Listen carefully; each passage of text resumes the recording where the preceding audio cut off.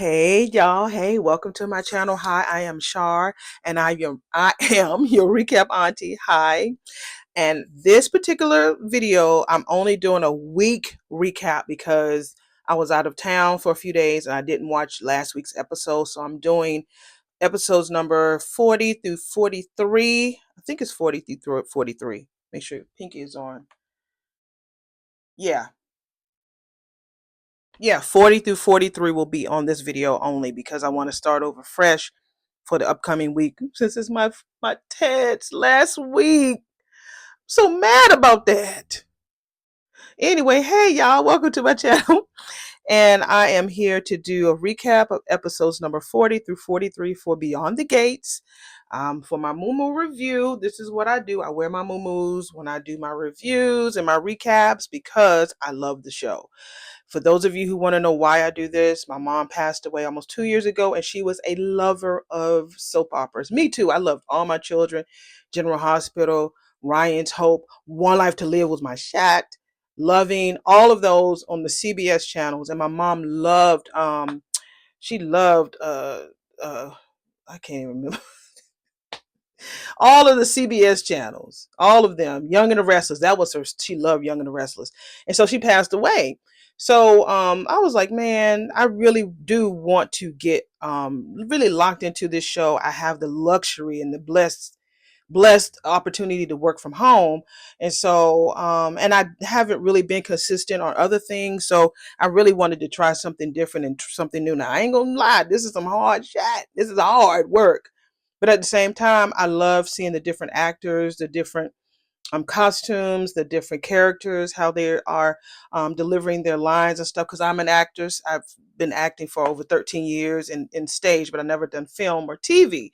So I admire how everyone is delivering their lines and stuff. And again, they do these like same day.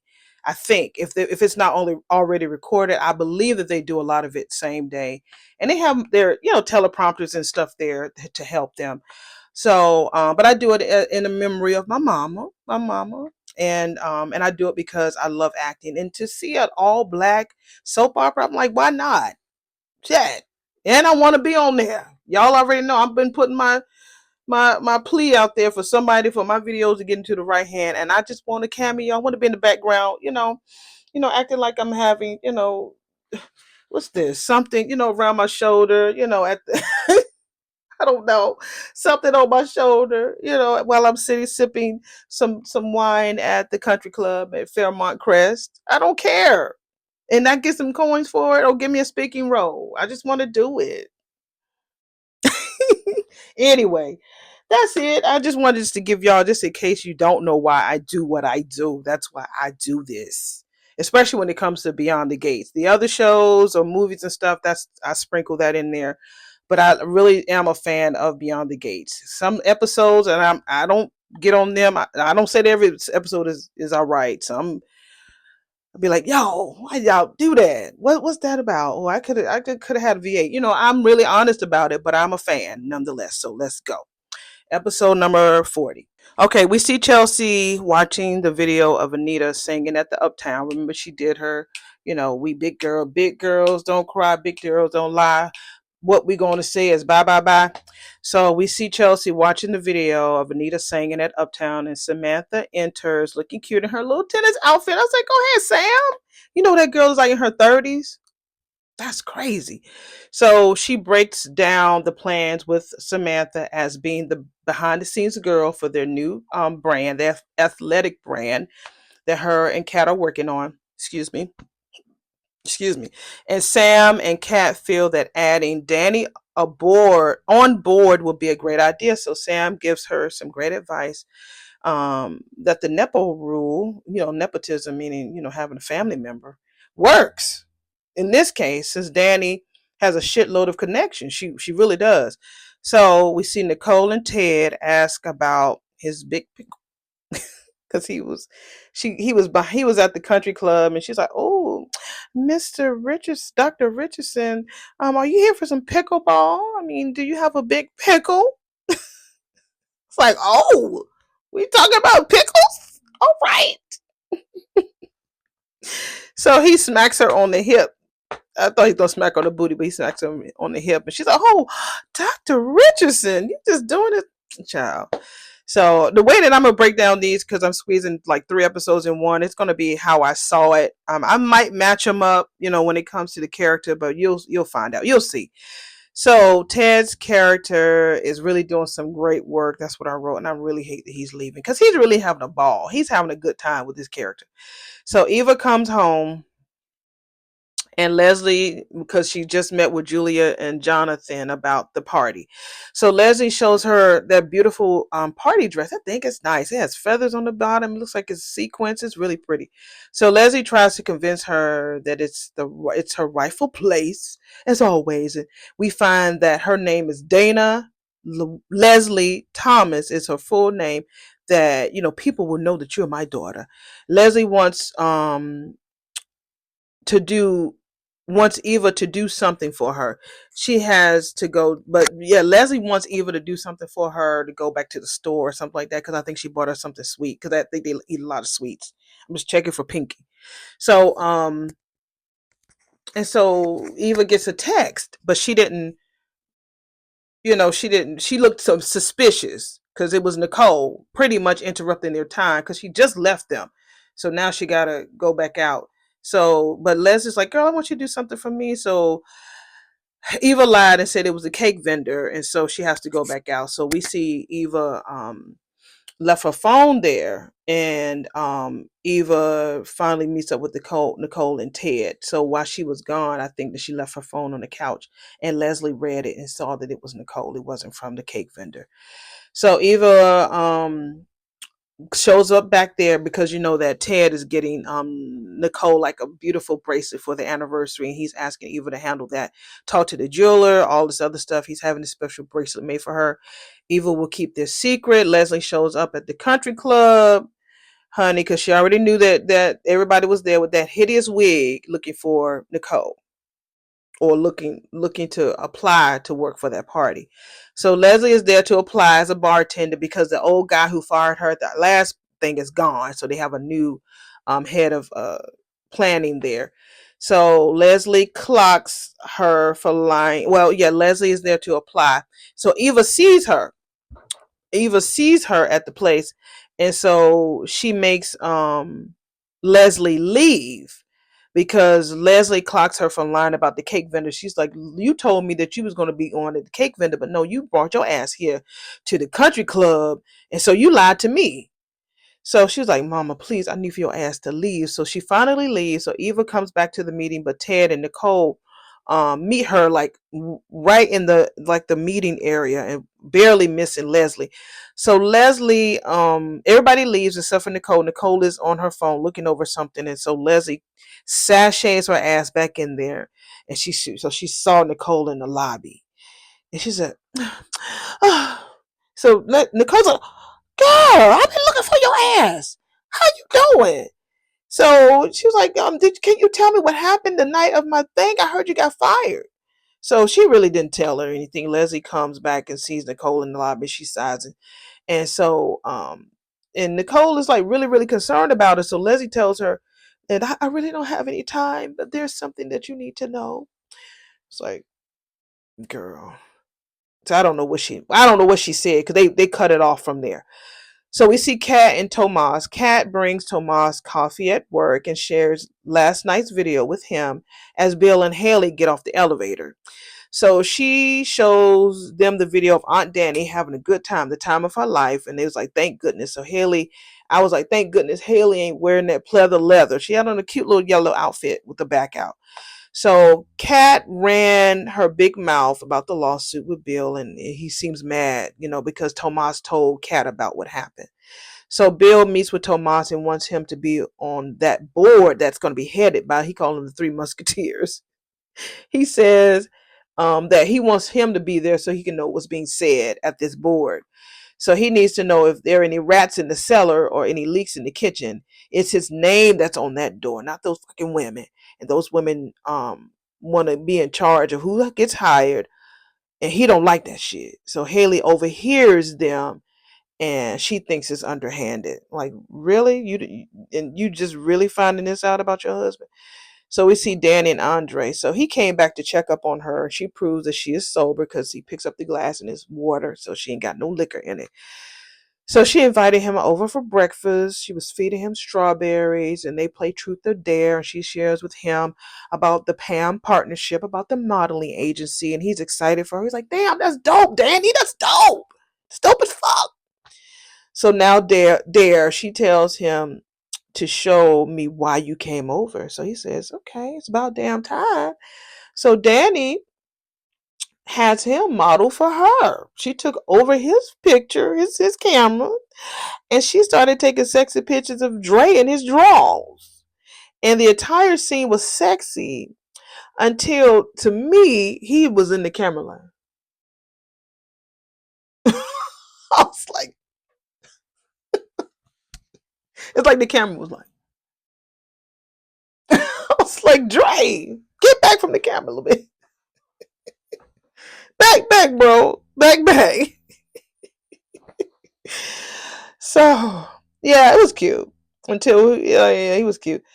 So she gets a text. Danny gets a text from Chelsea like, "Mom, I want to come see you." She's on her way over. So he was like, "Do you want me to leave?" She's like, "Well, do you want to leave?" She's like, "Well, I think it might be a little, better for me to leave right now, because I don't want nobody to be thinking nothing and stuff." So he leaves. So Chelsea finally makes it over to Danny's house and asks Danny to be the chief marketing officer for their company. And Danny says, no. She said no. Okay, get into Vernon and Anita. They out at Uptown enjoying that video again. And so they meet with this talent agent. And his name is Jim Price. He was at the show last night. Remember I told you about some dude who said, "Oh, you're not standing in the way. Me, experiencing and seeing this miracle on stage will be like the highlight of my career." Something like that, he said. Well, he was a talent agent, and I believe Vernon invited him over. So he wants to work with Anita, and she needs to come back to the stage for real. But she is hesitant, of course. So that's pretty much the whole episode. It wasn't really a lot. It wasn't really a lot going on. So, episode number 41. We open with Chelsea being surprised that Danny turned her down.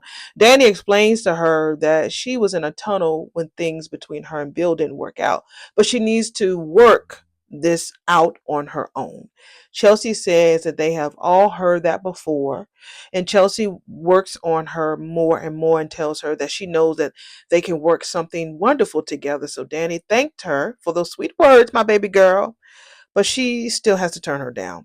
So she finally told Chelsea about the modeling agency with Pam, and so she wants her own success on her own terms, and so she has to say no. But she wants Chelsea to know, wants to know if Chelsea is okay with her decision, and she's okay with it. So Chelsea calls Kat about the news and she was like, "Yeah, girl, I'm gonna have to tell you more in detail about it later, but I'm at the club uptown and I need to make myself feel better." And the only way we know that Chelsea feels better is with her throuple couple, honey. Allison and old dude. They come and say, "Oh, you you feeling bad? We can make you feel good." So hubby was like, "Whatever Allison wants, honey, we gonna give it to her." So Chelsea was like, I get that impression. So, Allison is just rubbing all on Chelsea's leg and like, "Okay, we can just, turn up here, do some smokes here, light it up over here, and then we can just fuck later." Okay. And she was like, "Cool, go." I told you I know a little bit about it. Anyway, back to Danny. She tells Pamela that they are moving forward with their modeling agency, and Pamela is ecstatic. She is so excited. They are super happy. And so they was like, "Well, we need to figure out something." So Pamela was going through all this. We need to do this. We need to do that. Then Danny was like, "Wait a minute. This first thing we got to do first." So they invited Andre back over so they could do this little cute photo session with him. And he takes pictures of them and he was looking through it. So Pamela confirms that, "Girl, you got your fire back." And she's like, "Girl, we both on fire." And she was looking at Andre because that's what he says. Like, do something that's going to bring back your fire, boo. Do it. So she feels like it's back. So we see Nicole we back to Nicole. We see her run into the lobby with Leslie. At the same time, we see Ted chatting with Eva about the party plans. and she sees Eva talking with Nicole in the lobby. Okay, I'm going back. She looks like she has seen a ghost, and Ted is able to get up, and Eva stops him. Leslie lies to Nicole, telling her that she's leaving town, and the rooftop talk turned her around. She laid it on thick, talking about she got some purpose in life and she has to see it through. Crazy ass. Leslie comes home, going through the convo she had with Nicole. She has lost it. Oh, girl. Oh, my God. Oh, you're so worried about me, girl. Oh, I'm worried about you. Yes, I'm worried. Honey, yes. Just having this whole conversation, taking off the wig, throwing it on the couch and stuff. And so, yeah, you want to know what my purpose is? You will know what my purpose is. So Eva comes home and she sees her mom. She confronts her mother, telling her that Nicole gave her the night off work on to work on their party. So Eva asked Leslie, "Why was you at the country club?" So Leslie, Leslie, talking about she was going to stay at home and watch stories all day. But like, why not? Let's play a game. Let me throw on a wig and have some fun. So Eva was like, "This is some fucking fun." Threw it at her. She said, "I hate it when she called. I hate it when she calls." I said, "Listen, little girl, you don't tell me what to do." I mean, they just really went back and forth. And so Eva called her mama a diabolical, pathological liar. Like, she's like, "Oh, you okay?" So she saw her pretend to leave, and then she saw her come back into the country club to talk to Nicole. So Leslie was like, "How dare you? How in the name of all that is holy that you talk to me like that, little girl?" So yeah. So that was a lot between them three, but you see what's going on. So Joey and Vanessa, they chat at Uptowns while Dougie is at Orphe Jeans. So Andre is there and talks with Dougie about his work as a doctor and challenges, and he wants to ask him to take part in the what is it, the documentary. And Dougie was like, "Absolutely fucking not." No. So he and Andre talk about his hand injury. Andre finds a lottery ticket as he's getting ready to leave because he had that juicy burger. I looked at that burger. I'm like, "Andre, did you even bite it? That burger was looking good." Look, he took a bite and then left. So he was standing behind Dougie, found his lottery ticket on the floor. I wish, honey. Let that come near me. Dougie scratches it and wins 50 grand. I'm like, Randy meets up with him. He shows him the $50,000 scratch off that he won. Randy is like, "Man, okay, well, use that as a down payment as for layaway toward your debt toward, Joey." And Doug was like, "Hell no. I want to put this into something that can help flip it and make me more money. So here, look here. There's this horse that I want to put some money on, and I know he's gonna win. He's a sure win." And Randy was like, "No, man, you don't know, man. I'm telling you, put it all on there." He's like, "Well, you can't do it with Joey because you already owe him." "Well, there's another bookie. I can go ahead and use him." So Randy decides to take the bid. He puts the entire $50,000 on that horse. And unfortunately, the horse came in last. He lost the entire 50K. So he's at Uptown. He goes in there looking all sad after Randy told him about what happened. And so he sees Vanessa and Joey sitting close and hot. Then we see Randy and Vanessa. No, what am I talking about? We see Dougie and Vanessa in some room about to scream and do whatever they want to do. And then he pushes her on the bed, and you know what they did. They screw, screw, screw, screw, screw. So Joey, and she finishes with him because they talked about how it used to be and talked about having kids has changed everything. Empty nest. It was a lot of empty conversation for me. So she gets dressed, and so Joey and Vanessa talk about on a property and other things, and he said, and he is sad for their search for houses is over because he wants to extend their relationship. And she is always meeting him with low cut tops. She always pushing her t-tops up, and he wants to do a hands-on approach. And she says, "Color me interested." So we go back to Joey and Vanessa talking. He tells her about some property that he wants to do as a makeover. He wants to partner with her as a real estate partner. She's like, "Oh, wait a minute, you want to be partners with me?" Wow. Okay, that's cool. So briefly, we see Ashley and Derek sitting home chilling. He asks about she asked him about these compatibility questions about the magazine. She reads him all these questions, and they found out they really don't have a lot in common. However, they have a perfect score. And he says, "You know what? I got something to ask you." I think that's in the next episode. So okay, that episode was kind of blurry. If you saw it, don't worry about it. Okay, episode number 42. I put beside this great episode. So we open with Kat meeting with Tomas at the country club. Kat is still looking for another spy cam. She tells him about she found Eva snooping around her mom's office, but she wanted to show Nicole, but Eva had erased the footage. Tomas is still not understanding why she would do that. So Kat tells him that she feels like her parents it's about her parents for some reason. She feels like she's like in the first half of a horror film and that all this blood is about to be splashed over. She's screaming at the screen and nobody hears her.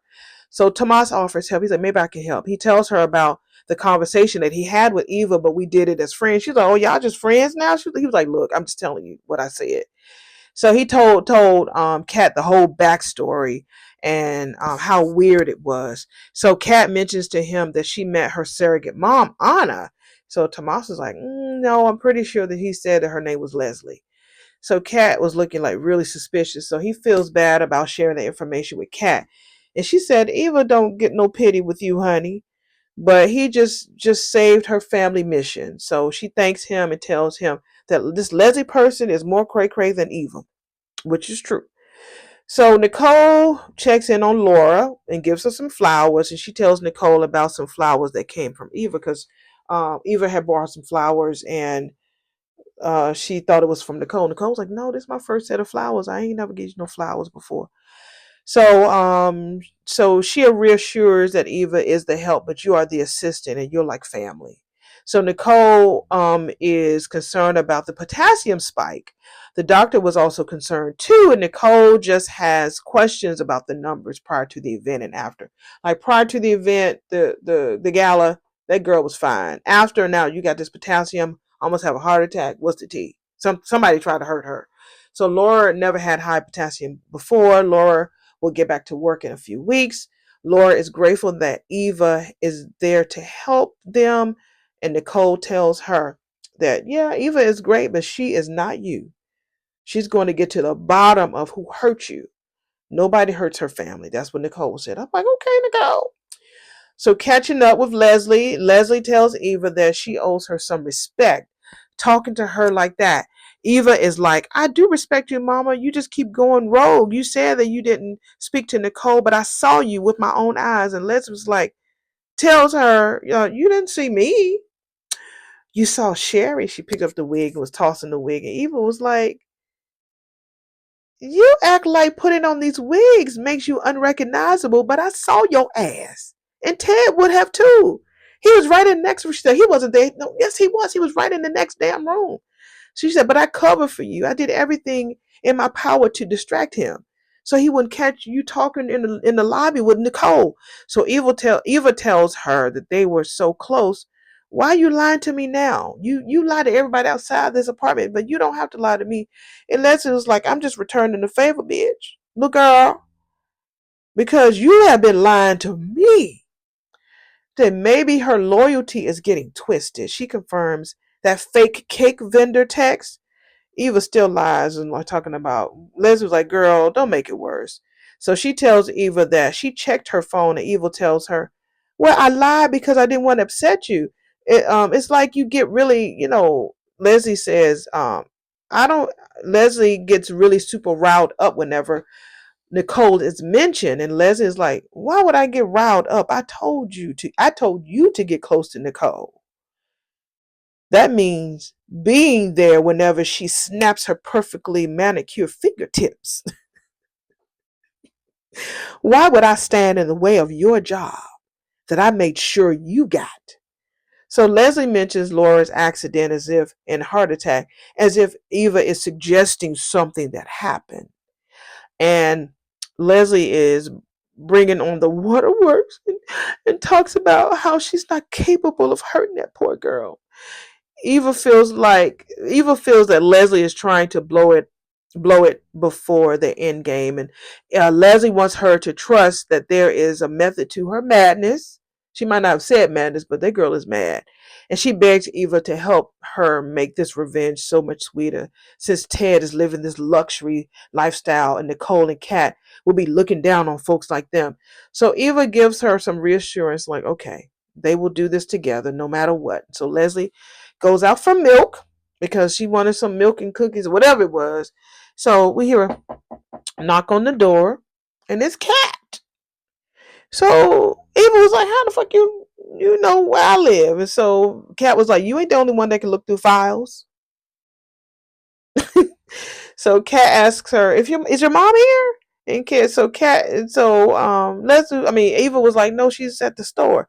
So Kat says, "Oh, I'm just very sorry." She saw I just want to come by and apologize. I mean, I saw the instant connection that my mom and my parents had with you, and I got threatened. And I took it out on you, and I'm so sorry for that. And Eva was like, "Girl, you pissing on my leg and tell me it's raining, girl."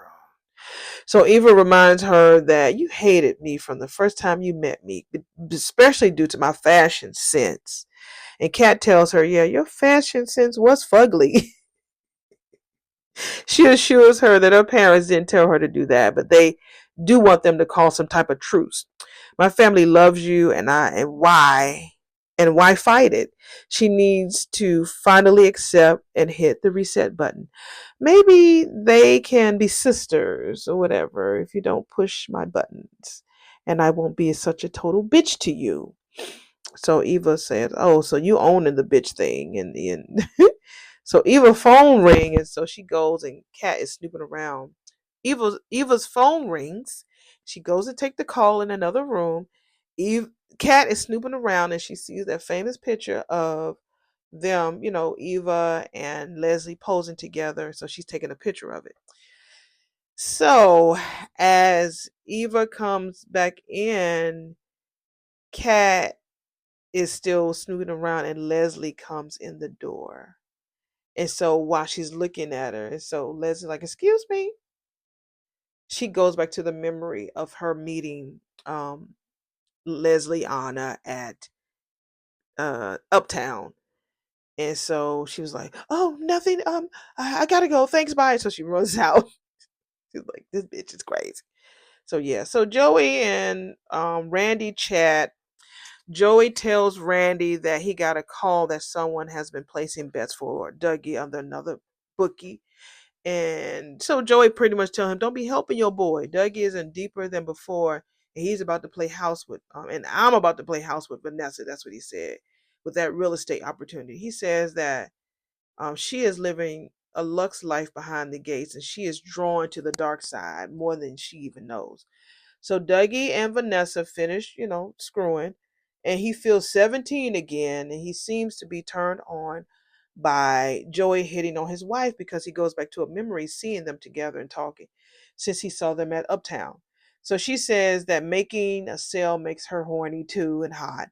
They go down memory lane about how they met and how they were able to connect, and how grown apart they have been since they empty nest. And Doug gets a call and steps away, talking about he has to go back to the hospital.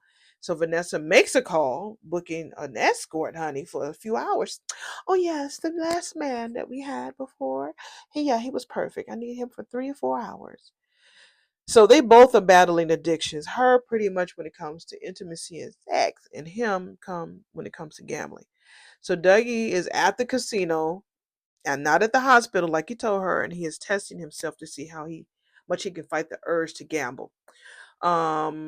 While Vanessa is back at the Uptown texting someone, telling them that she might have to push them for being late. And then guess who shows up, honey? Mr. Armstrong. And he tells her that, "Look, girl, I thought we was friends. Man, I told you, I sat here and told you all my secrets. You ain't tell me none of yours." So she was like, "What are you talking about?" So she was like, "Oh, uh, the men, I know your secret, that your escort services that you normally do, I own that service." He was like, why do you have to pay men out here to be with you when they're volunteers that are willing to screw you for free? And you looking at one right here, right now. And so she was like, oh, oh. And he tells her that he has shared his secrets with her, of course, about his cheating wife and his fear of getting old. And that's when he told her about the escort service that she has on speed dial. And he came there to not embarrass her, but to fill in. This is his first time. She said, well, do you normally do that? Show up when your boys can show up? He was like, nope. It's the first time for everything, ain't it? And he tells her that she's a very intriguing woman who doesn't love her hubby anymore. And she admits that she's stepped outside of her marriage more times than she can even count. But she loves her husband, but she's highly sexual. And so she asks him that she tells him that her and Dougie, screwed earlier. And Joey asks her if there's still some heat there, why are you still out here seeking other flames? I was like, okay, you gotta say that. So she claims that she likes things the way that they are, just because she's able to go out there and screw, and he ain't paying no attention to her. But we cool. So he tells her that if it were up to me, you would never be disappointed. And Dougie made a phone call, and whoever it was, he asked them that if he could see them. And so we find out who that is in the next episode. So Bill and Haley, honey, we find out she ain't pregnant. All right, whatever. They talk their little talk. Oh, you wish you'd had a baby? No, I wish I did. Blah blah blah. Boo boo bow. He picks her ass up, take her to the bathroom, and his hand just throbbing and twitching. So he's having either a nervous breakdown. I mean, not a nervous breakdown, or he's having maybe panic attacks or panic attacks about losing his firm, or he's really having some heart conditions because of his age. So probably something is tapping him on his heart, his chest. So the final episode for the week was episode number 43. We see Ashley and Derek always fucking in bed, like we've seen them all through the season. He wants them to move in together. She's like, whoa, wait a minute. What, me moving with you? Because he's coming at the end of his lease with his roommate. She's like, oh, okay. Okay, so that's how we do it. It's like, no, no, no. He said, I've been thinking about this a while. I really want us to live together, but it's up to you. With a long stretch of that plot, she finally agrees, and they're gonna be happy. I don't think so, because she don't want him there. So we see Nicole spraying. I don't have it with me. It's in the living room. Spraying her Febreeze. I like that bottle. It's really soft and pretty. Spraying her Febreeze, honey. And so remember, Dougie had called somebody to ask them if if he could see them. Well, it was Nicole. So he comes over to her office. He didn't know where else to turn. He admits to her that he has a gambling problem. He has always had a bidding demon, and he had a craving to win, which is probably why he became a surgeon. While he's talking about the gambling is taking over his career, his friends, his family, his loved ones, and even my wife. I was like, he has diarrhea of the mouth and tells everything about Joey, everything. So he tells her that he can't. And so she's like, well, I know that you don't want to keep coming here with me, but you need to know that you're not in this alone. So let me go ahead and write you a referral for a support group. No, I can't go no damn support group. It must stay between me and you. Someone might recognize me. So she was like, he tells her that Joey knows, Randy knows. He also tells her the things between him and Vanessa are not good. He don't want to let her down. Doesn't want to appear weak. She tells him that his weakness is letting his pride. She tells him that weakness is letting your pride aside because you are too scared to be honest. I thought that was a really good statement. So she advises him. She advises him to tell Vanessa about what happened. So we see Vanessa reaching out to Diego. Now, earlier, Diego had just finished a match or doing something with Naomi, which was something legit. Naomi wasn't fucking around with him. And then all of a sudden, Martin came. And so he took over. So Vanessa has been trying to reach him. Like 3 times she's been trying to reach him for a workout, because there's an empty house somewhere and she wants to work out with him. So he's been clearly busy, and Vanessa shows up and sees Diego in the lobby of the country club, and he tells her that he has been busy. She says, "You're icing me out, Diego, and I want to know why." He's like, "You only want to talk to me when it's convenient for you." I'm busy. So then, she only wants him, when she wants him. When he wants her, no. So he's like, he passes. He's like, no, I'm gone. So as he's leaving, Dougie comes in, and Dougie wants to sit down to her, and he wants to confess something to her that he has been lying to her. When they slept together, he said that all the things that he thought were buried had resurfaced, and he wanted to get free with her. And she started apologizing, and they started apologizing to each other. And I don't understand what the apologies before, because he never did tell her what it was. I thought that she was gonna say, you know what, Doug, I'm sorry, but I've been fucking around. I thought she was gonna say that, but it didn't happen. So Jessica, who is Tyrell's crush, meets him at Orphe Jeans and pretty much still big up in him about how wonderful he is and how he's not letting the bullies from his school get on him about that damn picture. That's it. Jessica's the top girl. I told you about Naomi working out with Diego.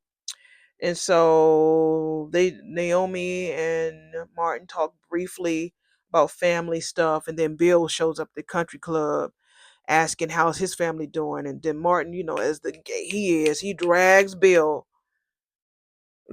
about leaving his auntie. So Bill comes to talk to with her about her clients better not take the kindness for weakness. That's what he's talking to Naomi. He wanted to talk to Naomi. He was like, look, your clients, your three musketeers, they better not be taking my kindness for weakness. She said, what, like, why do you say that? And she said, Dad, nobody is trying to get over you. They just have a fair settlement. That's it. So she asked him about his health. He claims he's fine. He asks about Chelsea. Naomi was like, Dad, reach out to her. Bill sees Martin again, and Martin still tells him to leave him alone. Bill is like, are you sure you want to do that? I feel like you're going to need me, Martin. And then Martin reads him again, gives him a read, like, me needing you. He gives him this long laundry list of how the high echelon people that he knows and laws that he's changed, the committees that he on. Nigga, I don't need you. Bill's like, is reminding him that they have to remain on good terms. It will be mutually beneficial. He tells Martin, don't play stupid now. You know what I mean?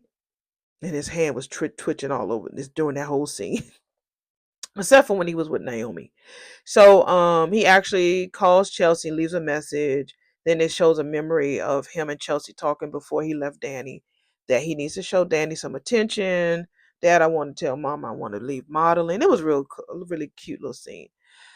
So Tomas shows up and joins Bill, and Bill tells him the best things about the meeting at the club. No prying ears, which I'm thinking like no Haley is around, and he wants to meet about the first board meeting that they did with the three musketeers who tried to sue them. So Tomas tells him that they want to hire more women.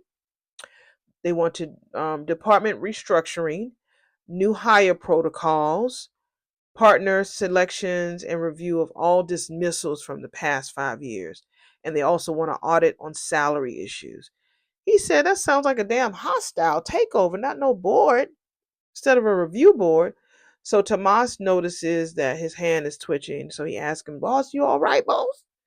So maybe you should see a doctor. And Bill tells him, maybe I need some water. Maybe, but I don't need to be babied, especially from no junior associate. So he tells Tomas, you better not tell no fucking body.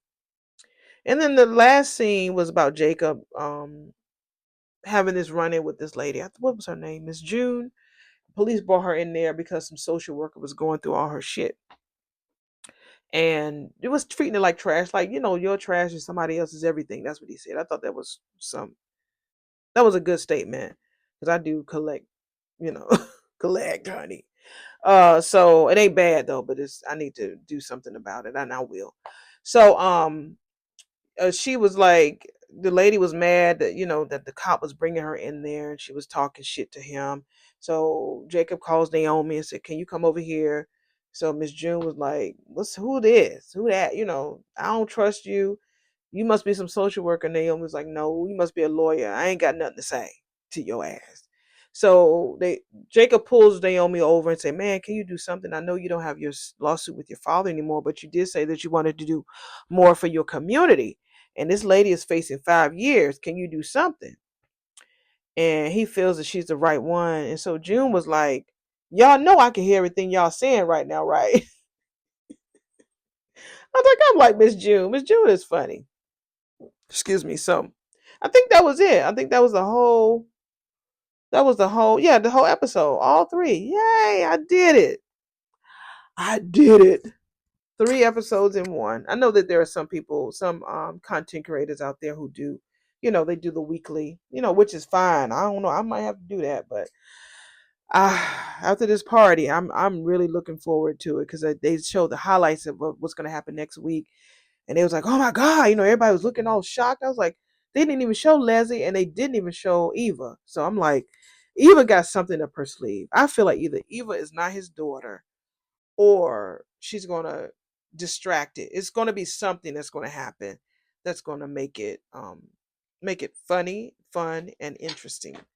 And that is it. That is it for the recap of episodes number 40 through 43. Whew, of Beyond the Gates. I need some water. My mouth is dry. And I might try to be cute, for the party. I wasn't cute for the fashion show because it came up on me so quick and I had to prepare for my trip.